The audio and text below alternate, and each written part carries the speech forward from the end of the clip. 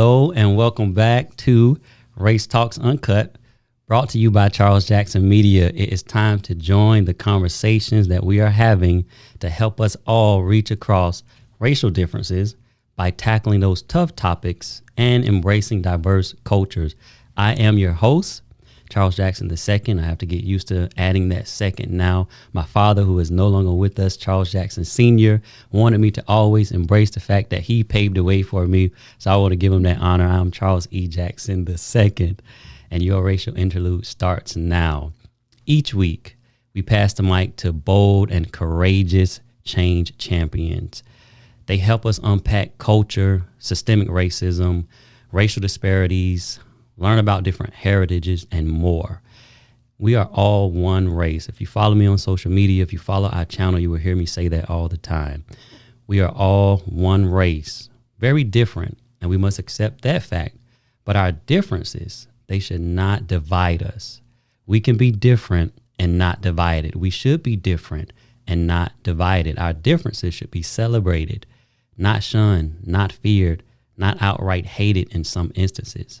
And so me personally, as a person of color, I don't want to be feared or viewed as a threat to society or just tolerated by white people or treated in any way that is less than humane simply because of the color of my skin. Especially, hear me when I say this, in those social constructs and legal systems that are supposed to protect all people and uphold justice. That is why this show exists. That is my mission, to help us connect, challenge the status quo, and crush systemic racism. And this week adds another layer to our culture cloth. So come on and join the conversations we are about to have today. I'm honored to sit down with Michelle Reyes to discuss her book, Becoming All Things: How Small Changes Lead to Lasting Connections Across Cultures. But first, I want to let you know about two things. I want to announce our giveaway. Michelle is going to be so gracious to give a lucky person a signed, an autographed copy of her book. So if you're on YouTube, you'll be able to join in on that. All you will have to simply do is at the time, put hashtag Race Talks Uncut in the chat, and you will be entered for that book giveaway signed. I'll be getting one as well, but you won't be getting my copy. You'll be getting your own copy. I also want to talk to you about our upcoming guests. So let's see who we have before I bring on our guest tonight coming up for the rest of this month. So you can go to our channel, set a reminder so you don't miss any of these important conversations. So next week, I'll be sitting down with finance coach Samira Andrews. She's going to share with us on a topic really titled Generating Black Wealth, but she's an accountant. She's a finance person, so she'll be able to talk to us about wealth in general. But I asked her to kind of break down some of those wealth gaps that we're seeing amongst the races and what can we do, from as a community, really, to educate ourselves on how to create wealth. And so she will be with us. And then after that, we're going to have HR partner Janice Bynum. She's going to share a little bit about her personal story and journey. But I thought we should definitely hear about HR practices and policies and how all of that is playing out in this climate where companies are making sure that they are not just diverse and inclusive, but their policies and practices align with their principles and their mission. And I think that's really important. That's going to be after we have Samira on the 8th, and then on the 15th, we're going to have Janice.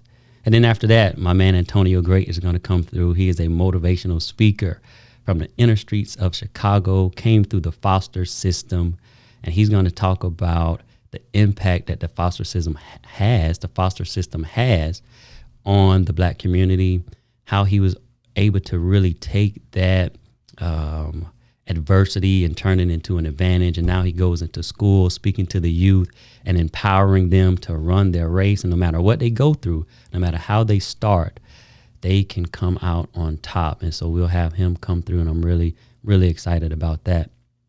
And then after that, we're going to have digital marketing coach and videographer Nidra Ali. She's going to come through and again talk about her personal experience, but then also share about this digital marketing space as a black female professional and what's going on in her world and some of her personal experiences that as we prepared for this call, she shared with me. And it's just gripping some of the things that we go through in terms of race relations. And a lot of it is, to me, a lack of understanding. We don't have the knowledge that we need to be able to connect across these differences. But tonight, my honored guest, Michelle Reyes, Dr. Michelle Reyes, speaker and author, is a second generation Indian American author and speaker and activist. She is the vice president of the Asian American Christian Collaborative and the co-executive director at PAX, and she will have to tell us what that is. And we are honored to have her join the show to discuss cross-cultural communication in 2021. So without further ado, I want to go ahead and bring my guest to the stage. She is in the green room, and I'm all right. There we go. Hello, Miss Michelle. How you doing? Hello. Doing good. It's hot down here in Austin, Texas. We're just about to break the hundreds, but I'm sure you in Tampa, you're close to that as well. Yeah, Tampa gives us the business too when it comes to the weather, but we're kind of now entering into that hurricane stage, right? So we'll have those very hot mornings and afternoons, but then by the evening time, maybe around 4 or 5, we get heavy storms, and that'll kind of last for an hour or two. Sometimes it subsides, sometimes it lasts all night. But other than that, yes, we do share similar weather. How are you today?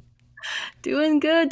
Thank you for having me on your show. This is such a delight to be able to talk with you this evening. Yeah, I'm super excited. As I said backstage, I've been anticipating this conversation because you're our first, as you said, as we were talking, Indian American, and this is going to be one of those things where this is the point, is for these diverse conversations to take place. And so if you're joining us tonight, get ready, ask some questions, drop them in the chat. Go ahead and let's see. We already have folks jumping on already, so I just want to give those individuals a shout out. Hey, JP, High Tech. Hi, Miss Shireen. Hey, Cree, how you doing? I see Jermaine. I see Casey.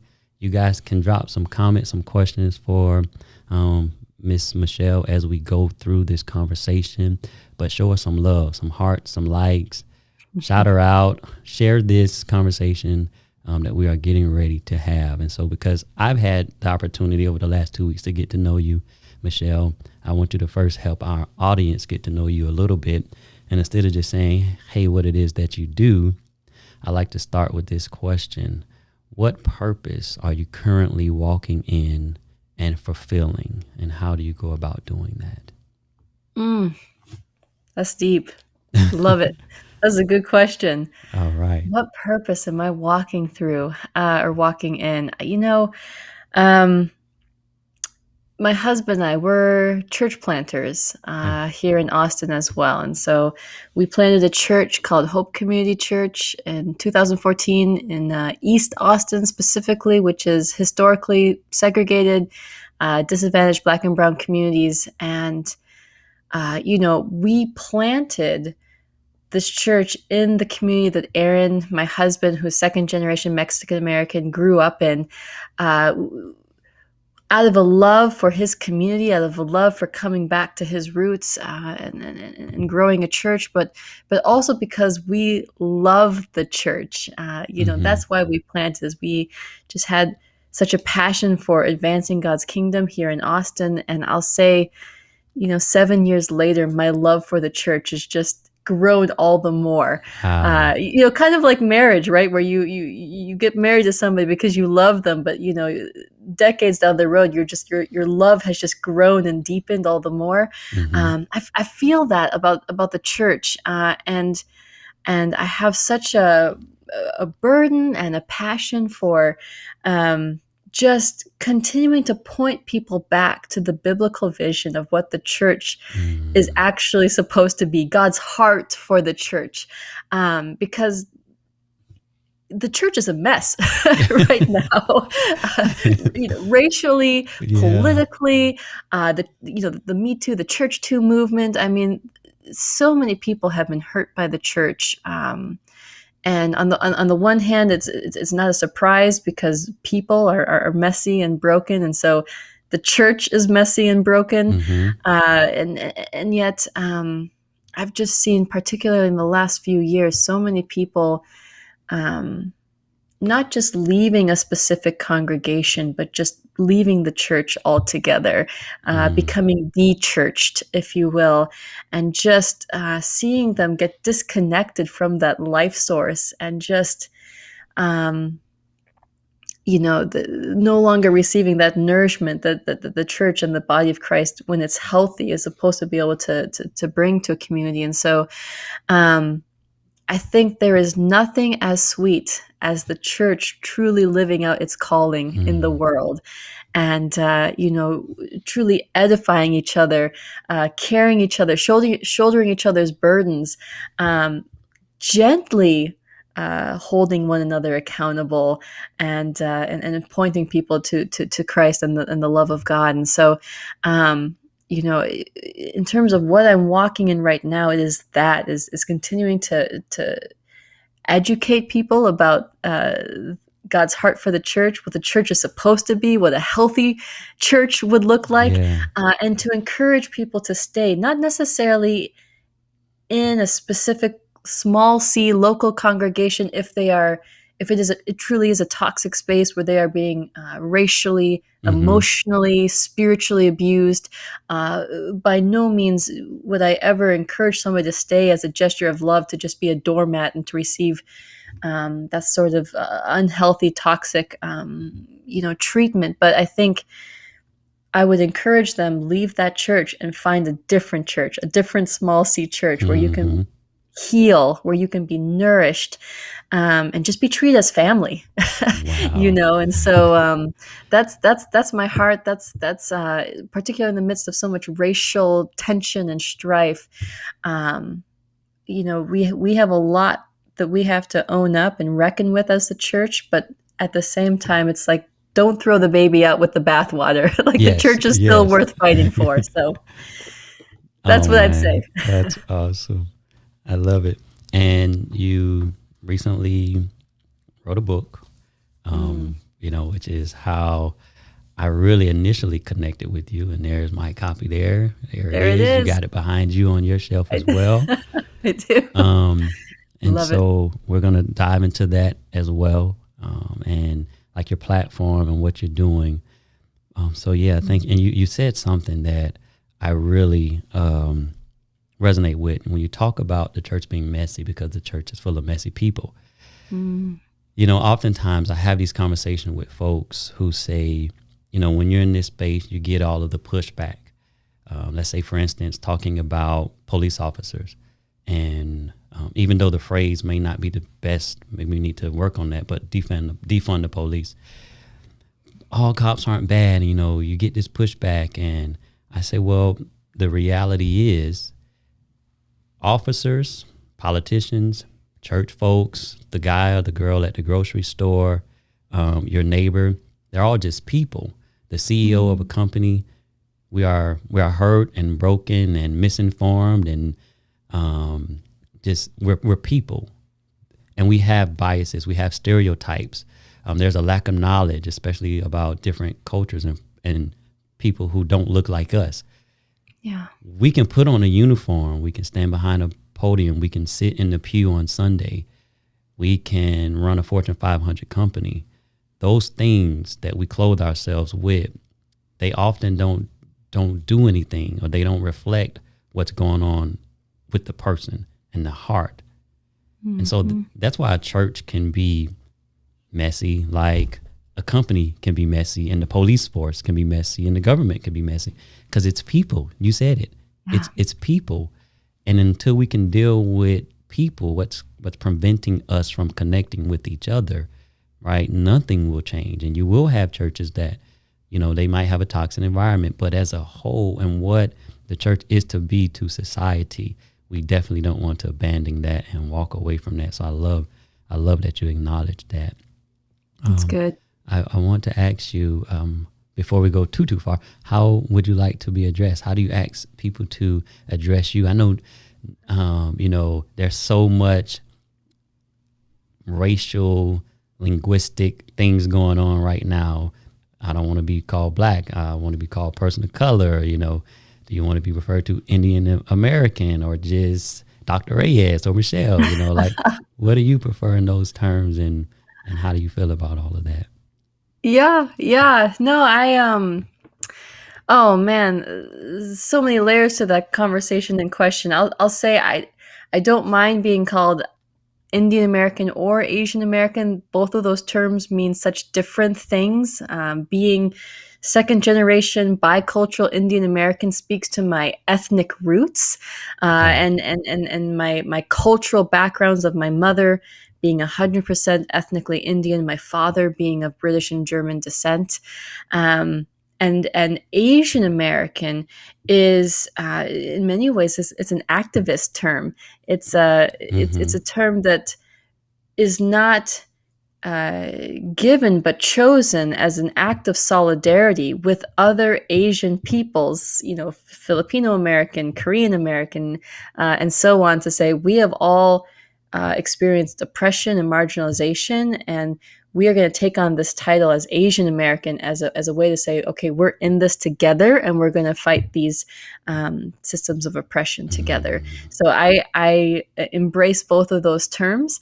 But in terms of my title, Dr. Michelle, some folks call me Dr. M, depending on, the age, okay. Dr. Reyes, and, any of those, I hold my title sort of with a loose hand. It's not something that I want to, force or require people to use. But at the same time, I know how, particularly within the Asian American, Indian American community, and even women of color, when I'm speaking places and they see me and they see my title, it means so much. And it's paving a path and saying, hey, people that look like me can be in these spaces and have these titles. And so if that can be part of inspiring the next generation of women of color, Asian, Indian American women,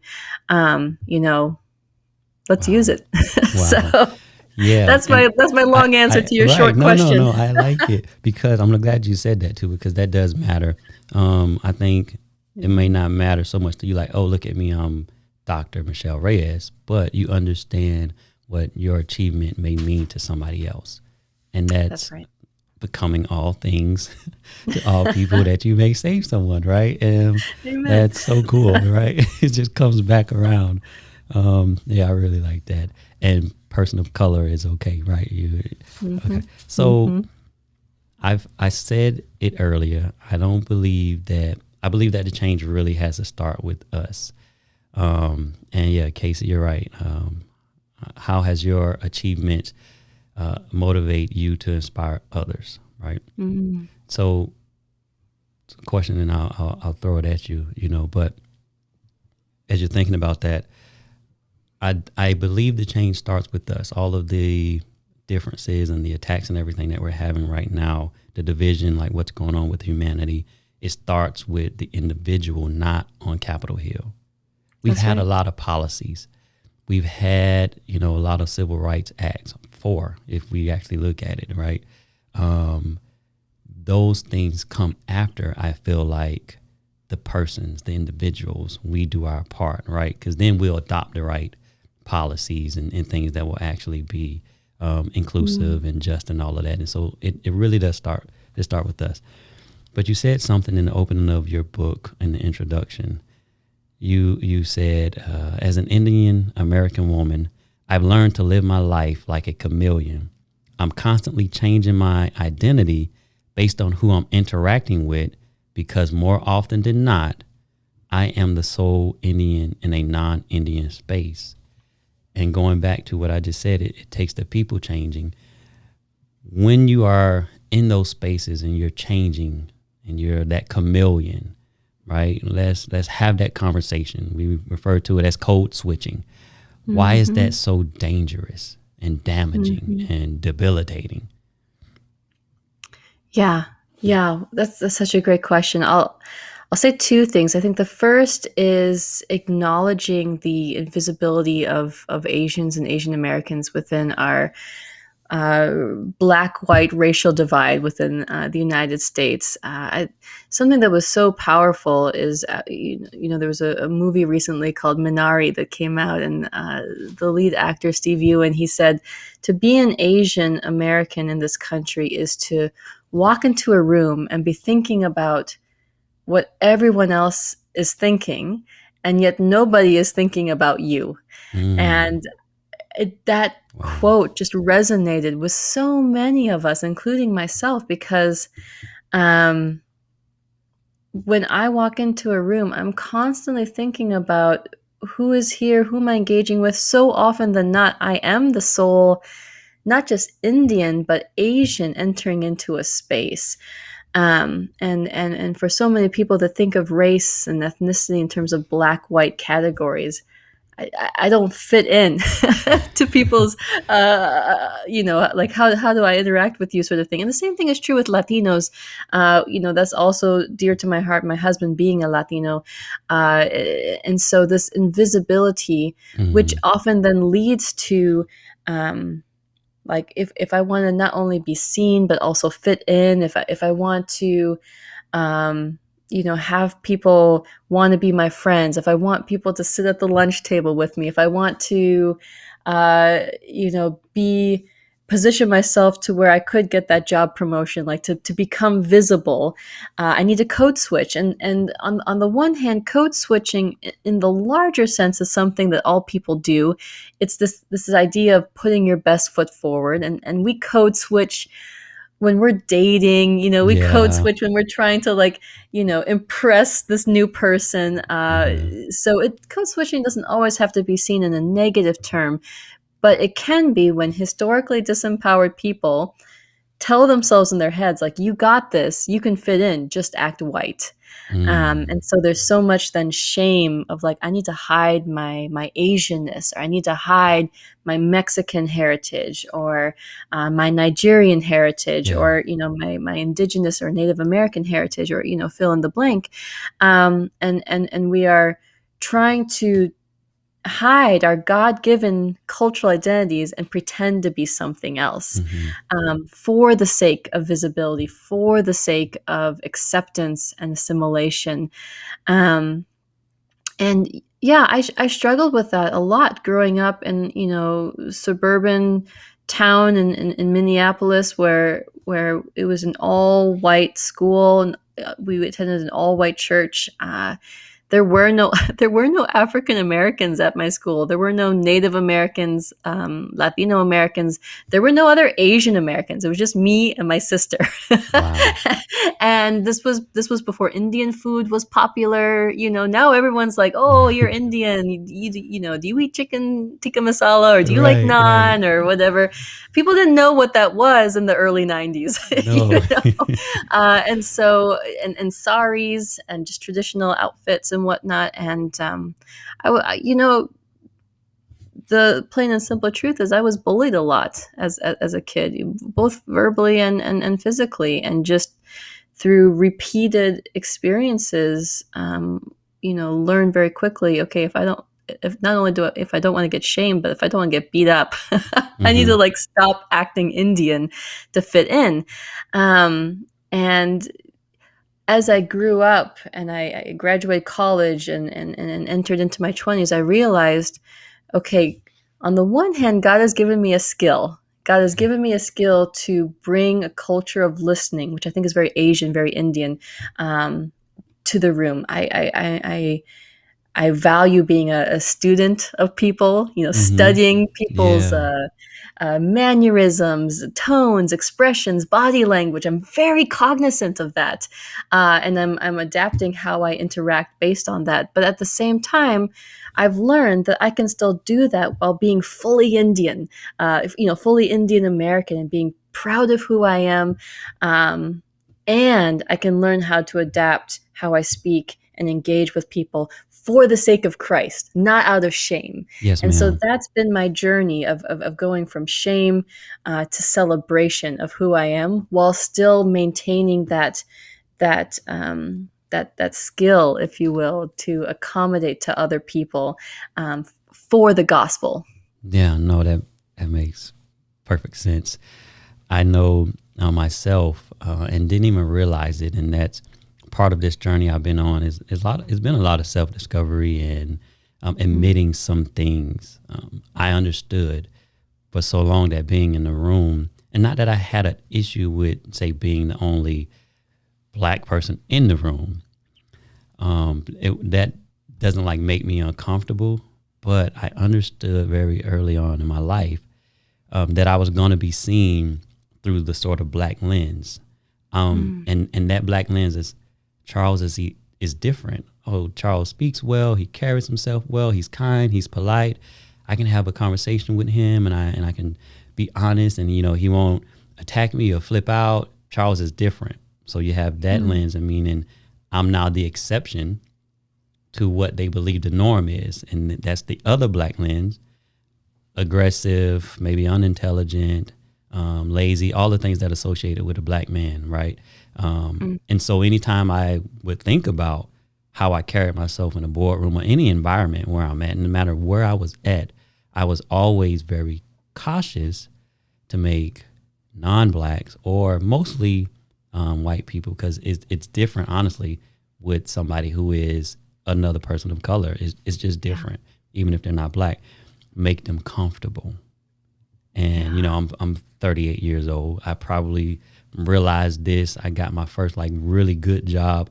I was like 22, 23-ish after my first 2 years in college, and I began to realize I thought that I could carry myself different from the perceived, I guess, those stereotypes about how a black man is. So, I was very conscious of how I dressed and how I spoke and how I engaged with folks, because I knew that they were going to be looking at Charles Jackson through that black lens first before they got to know me. So over time doing that, and then coming home every day after being out in society, sometimes I would be mentally drained, exhausted. I have a family now. I'm coming home and I'm fussing with my kid because he left a scooter out, and I'm like flipping out because there's a scooter on the ground, right? And I'm getting in him. And I realized that it wasn't him. It wasn't the family.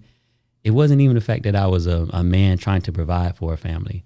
I was exhausted from being in those environments and trying to make people comfortable, calculating every single move that I make. Why was that man in the back so standoffish during my brief? He felt like he couldn't listen to me. Or I went to go shake this gentleman's hand and he kind of turned away and ignored me. Like, thinking about that all day long in the grocery store, if I'm going to be, followed, if not because I'm speeding, I'm afraid of being pulled over like that. But if I do have an interaction with the police, how it's going to be, I would come home exhausted from trying to be, make people comfortable. And so as you're sharing your story and talking about how, you were even bullied, and then you begin to kind of make these adjustments, how damaging is that psychological change that I was, I had around me? How damaging is that to a person? Yes. Yes. Oh, incredibly, incredibly damaging, incredibly traumatizing.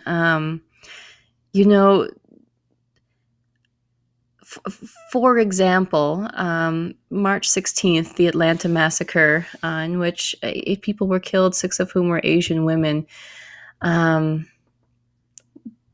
When that happened that evening, when I learned the news, my body started shaking. I couldn't control my hands. It was just this like immediate visceral response. Not that anyone's ever pulled a gun on me before, but just that sort of like attack against an Asian woman. It brought so many memories back. Yeah. And not even just individual, but collective, right? This collective trauma, and understand in knowing the stories of other Asian women, Indian women, Asian aunties and grandmas who have also experienced this sort of attacks and whatnot. And statistically, even these past year and a half, anti-Asian racism, 68% of the victims have been women. Women have been disproportionately targeted over men. And so all that to say, the body remembers the trauma, and we even can pass this on generationally too, right? To our children, or even for myself, from my mom's own stories of her family fled genocide. She was born and raised in a Indian village in Uganda, Africa, fled genocide under Idi Amin, fled as refugees. Like, all of that is also that pain and that trauma is passed on to me, right? So we hold so much, each of our communities, and not to make light of it, but there is a verse in Psalm 119 that says that, the psalmist says, "I cling to your word and your promises, and they preserve my life." And I will say that yes, a lot of us need therapy. A lot of us need counseling. Some of us need, medication. We certainly need the church. We need the body of Christ caring for us, bringing meals for each other.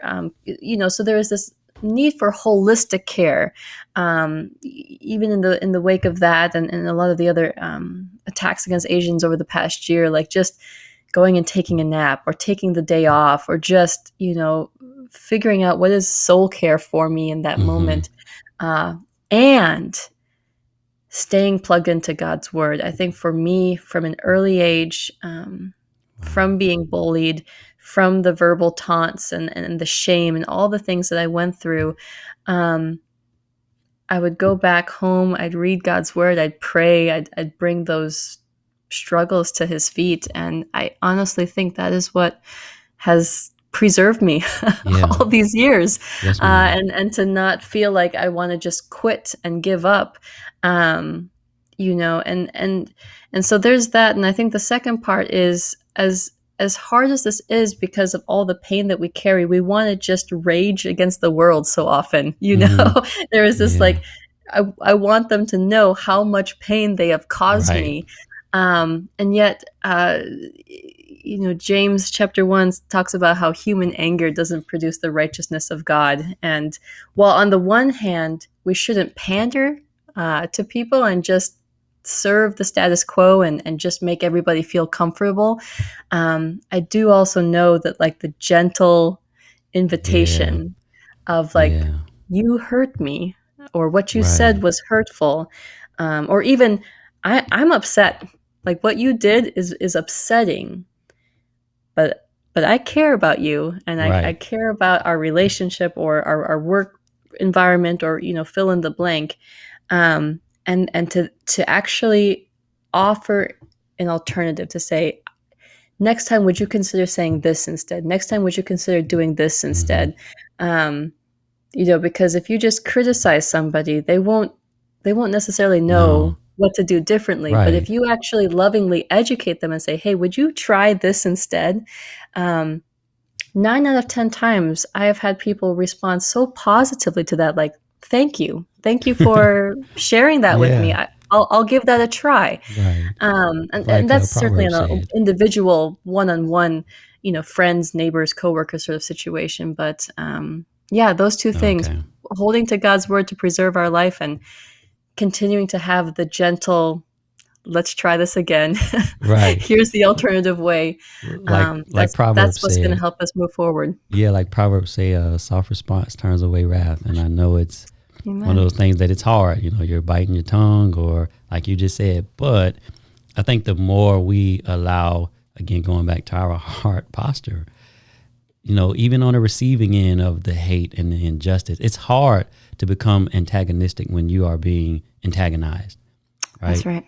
It's really hard. That's why I say we all have a part to play to really examine ourselves in these conversations, because there's so much people are trying to figure out right now, and not everybody is going about it the right way. And some people are, do have the best of intentions. And so we really do, even though we have the hurt and the trauma going on, ask God, to really deal with that within us, so that way we can come into those environments and be conduits for change, and not just like a banging, clashing cymbal, with making all of this noise, but not really penetrating. Because I think it takes that penetration of really God touching hearts and softening hearts. So I want to throw this question at you.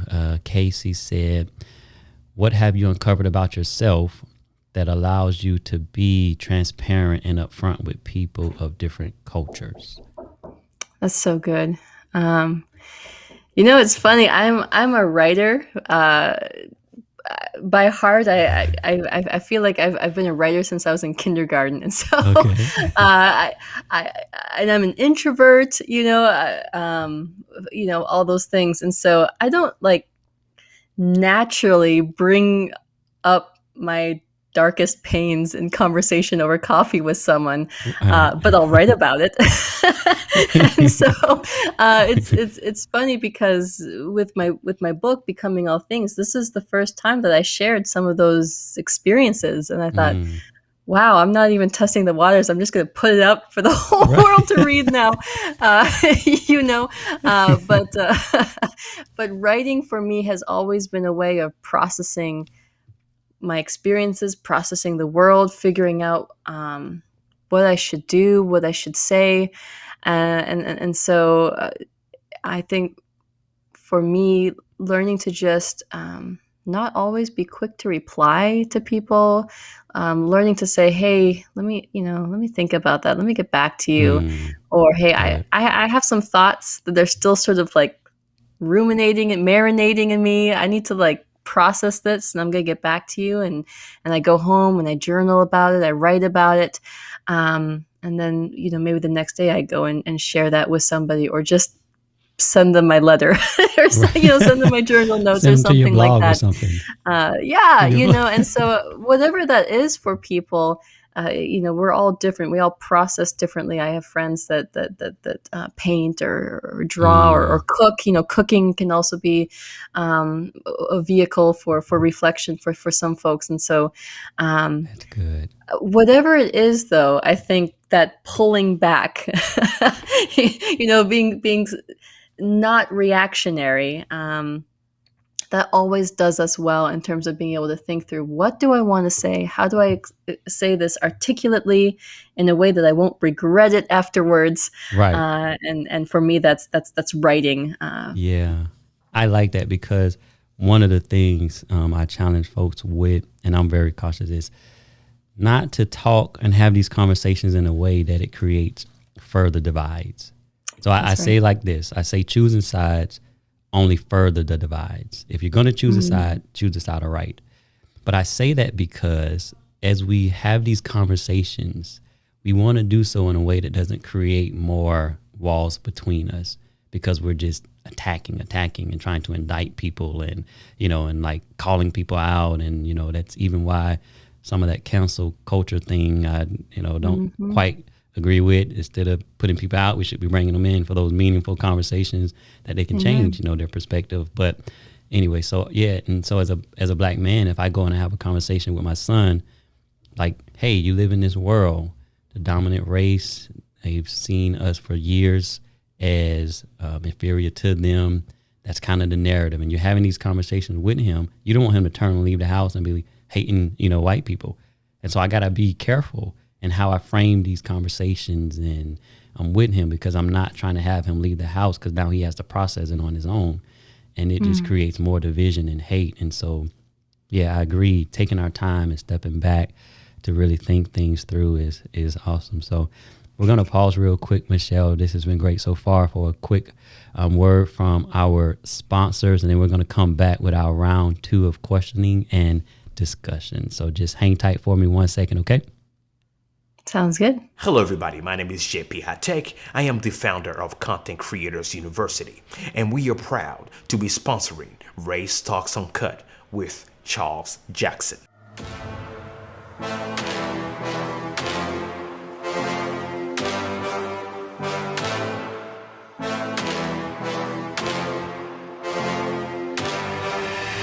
For those of you who do not know me, I am a branding expert, cinematographer, and software developer. What I do is help businesses, entities, individuals, ministries, and so forth have a better impact with high quality visuals in regards to graphic design, professional videos, or even high quality live stream. So after 12 plus years in the industry, I've decided to open this digital master school. So what we do is every single week, we connect with one of the best minds and professionals in the tech and content creation industry. What they do is come on the platform and teach us how we can have a better value proposition, elevate our craft, and keep impacting with our creation. So if you're the type of person that want to keep growing, as we know, technology is an industry that is always evolving. Come and join me every week. Go ahead and subscribe to my YouTube channel, JP High Tech Reviews, or simply visit my website, jphightech.com, or better yet, go ahead and download the Roku TV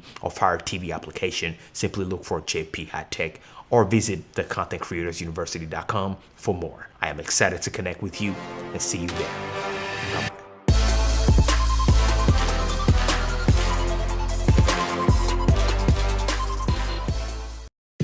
Bye-bye.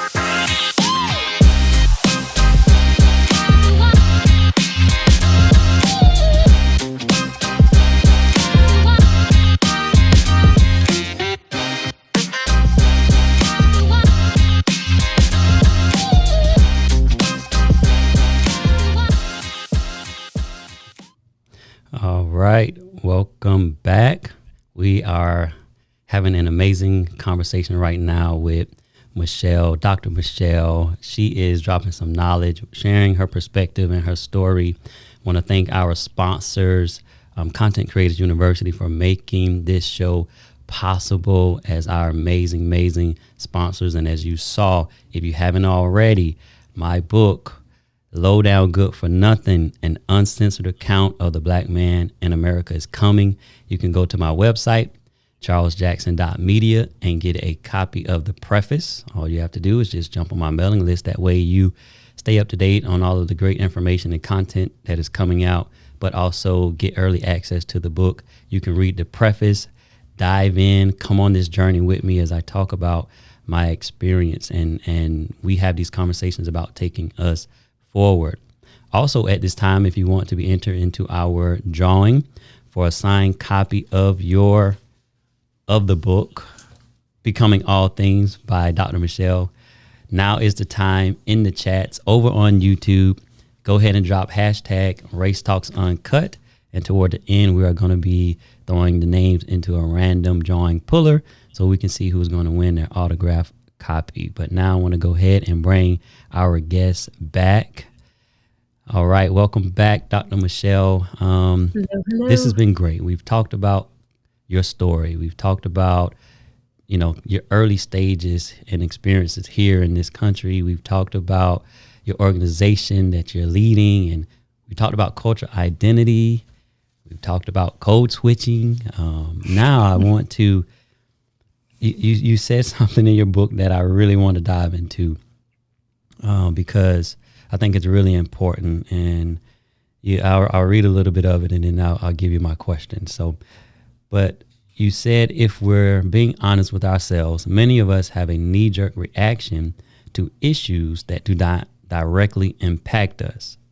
While this happens between white Christians and people of color, it also happens between Asian Americans and African American communities.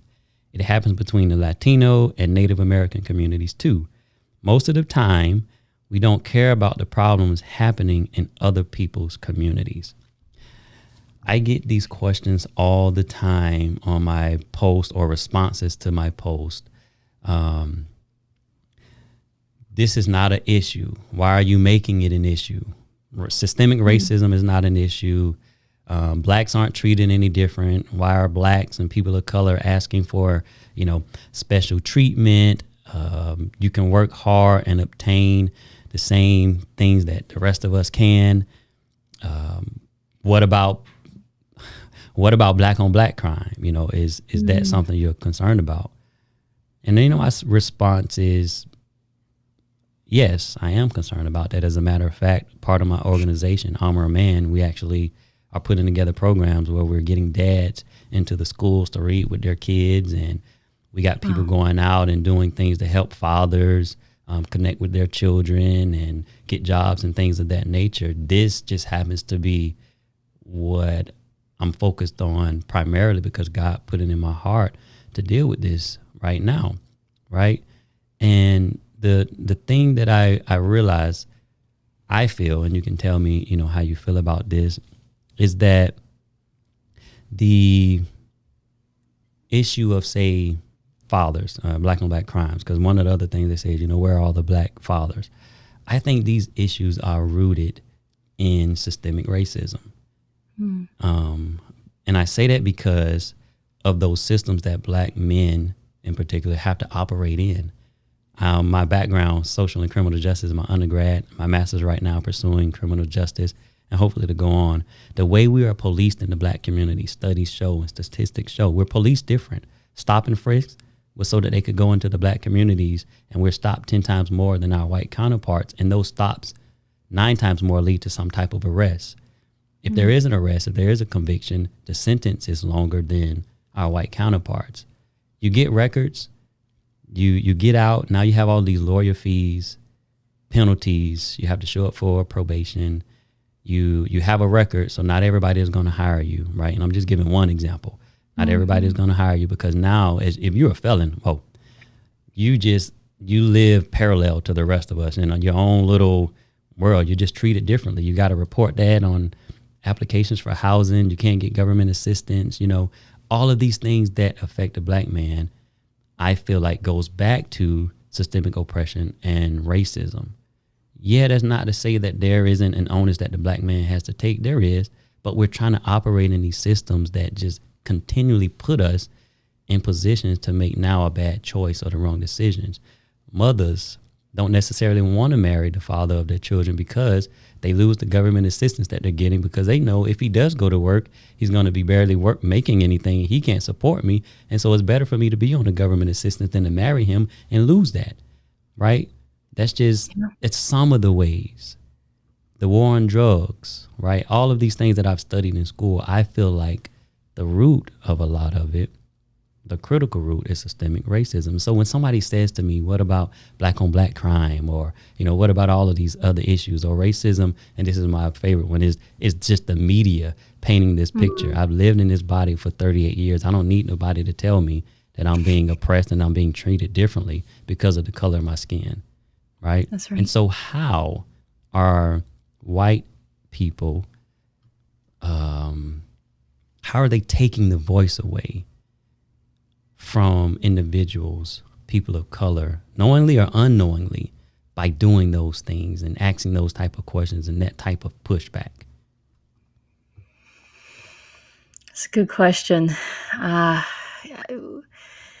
White people and any people for that matter, I think it's talking too much. That's a simplistic answer, but I think one, we are not proximate to each other's pains. Oh wow! And proximity is what leads to empathy, and empathy is what leads to action. And And so this is true for white people who oftentimes are in white monocultural communities. The same thing can be true for Asian Americans who are in predominantly Asian communities, African Americans in predominantly African American communities, and so on.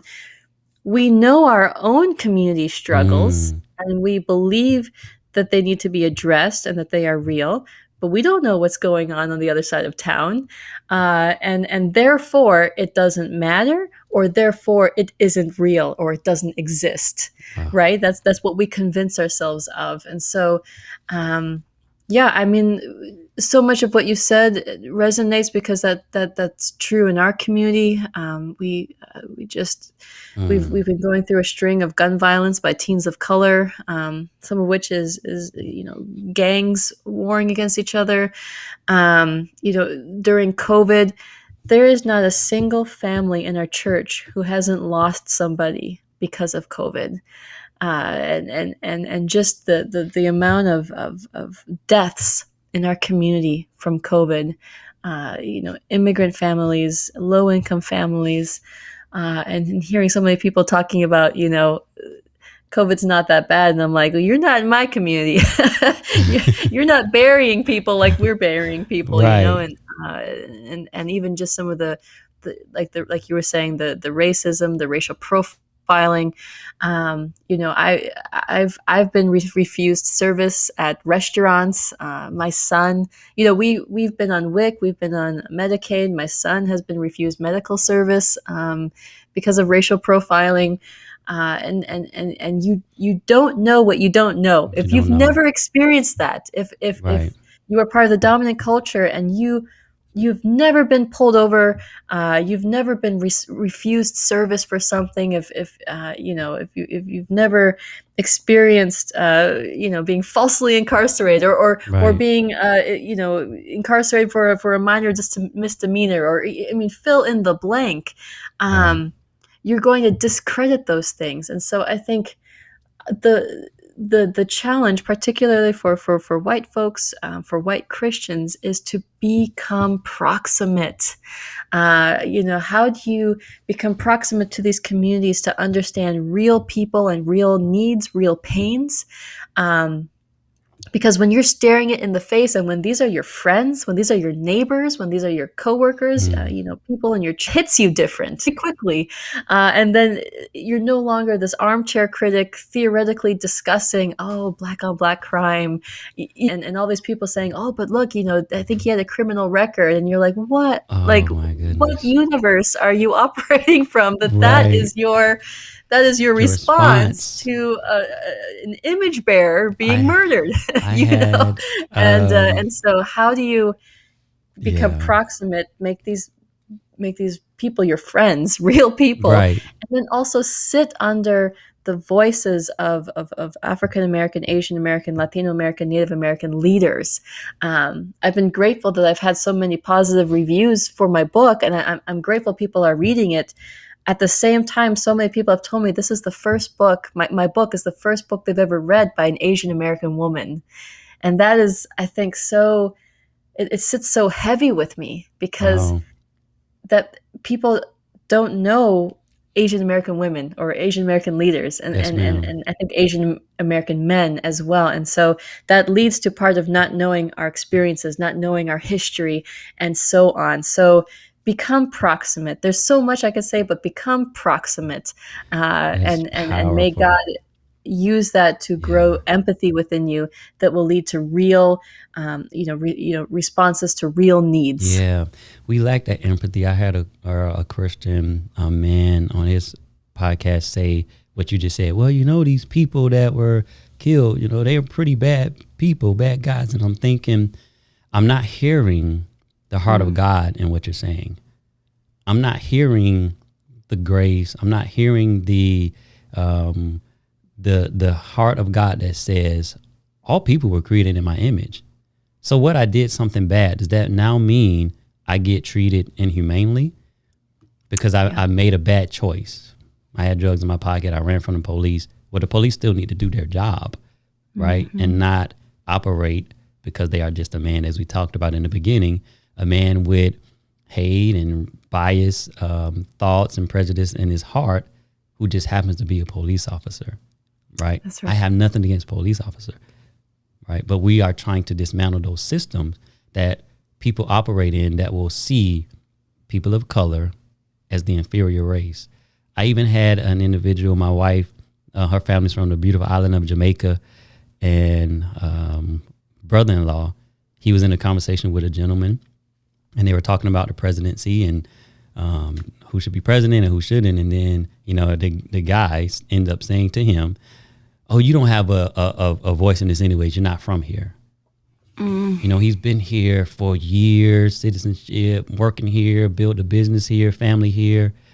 But because he was a Jamaican guy with a heavy accent, he says, "You have no voice in this. You're not from here." And so it's not the person in a uniform or whatever. It's those type of systems and thoughts, right, that we are trying to dismantle and tear down. And so, I appreciate you sharing that. That proximity thing really hit me. And I think it speaks to what you said in your book, when you talk about 1 Corinthians 9:19 to 23, which is the foundation for this, you said Paul is advocating for followers of Jesus to embrace cultural flexibility with the people they meet instead of trying to flatten culture diversity. How do we start? And you've talked a great deal about it. How do we do that? How do we start to have conversations, let's say, with somebody from another culture? How do we put this thing in practice? Yeah, that's so good. Well, just a working definition, if we want to understand what is cultural identity, what are our cultural identities? I use a definition that anthropologists, cultural anthropologists use, and that is they are the stories born from our ethnic roots. And so who we are as people, we are storied people. We are people with stories, if you will, and learning to connect with folks one person at a time is to understand each person's individual story. I like to say I am like all Indians and I'm like no Indian, because you could line up 10 Indians next to each other and we'd be so different. One maybe born in India, one like my mom born in Uganda, Africa. Her great grandparents brought as forced laborers to build the railroad by the British Empire. I have friends from Guyana and Trinidad and Tobago, and folks like me born here in the United States, and our educational backgrounds, our parents, our personalities, all of this has shaped us. We're all so unique and so different, and yet so often we think all Indians are the same, all Asians are the same, all Black people are the same, all Latinos or all immigrants are fill in the blank, and we each have a unique story. And so becoming all things is having a posture of wanting to see the world through the other person's eyes, wanting to value what that other person values, honoring their unique story. And so even just simple questions like, what is your story? Yeah. Asking somebody that, and asking them, what are your ethnic roots? Just like you did at the beginning, Charles, in terms of asking me, do you prefer being called Indian American or Asian American? Because each of us will use different terms to describe ourselves. And when we, instead of trying to place words on folks, when we just ask those open-ended questions, like what are your ethnic roots, you give people the honor of self-definition. That's so good. You give them the agency to define themselves, and then you can just follow suit, right? Yeah. to use what they've said.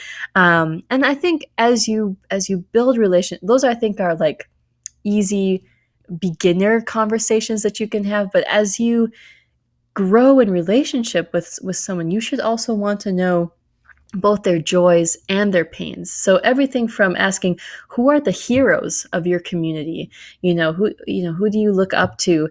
What do you celebrate? To also, what does justice look like for your community? Because justice for the Asian American community is going to look different than justice for the African American community, for the Latino American, for the Native American community. And so we need to make space and hold layered conversations so that we can hear from all the voices. That's really what narrative justice, story justice is all about. And so and there's room for that, Charles.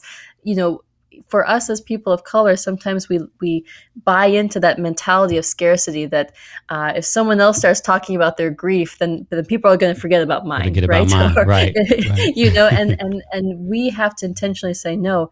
Yeah. We can make space for each other's grief, and that is also how we're going to walk in solidarity and healing together.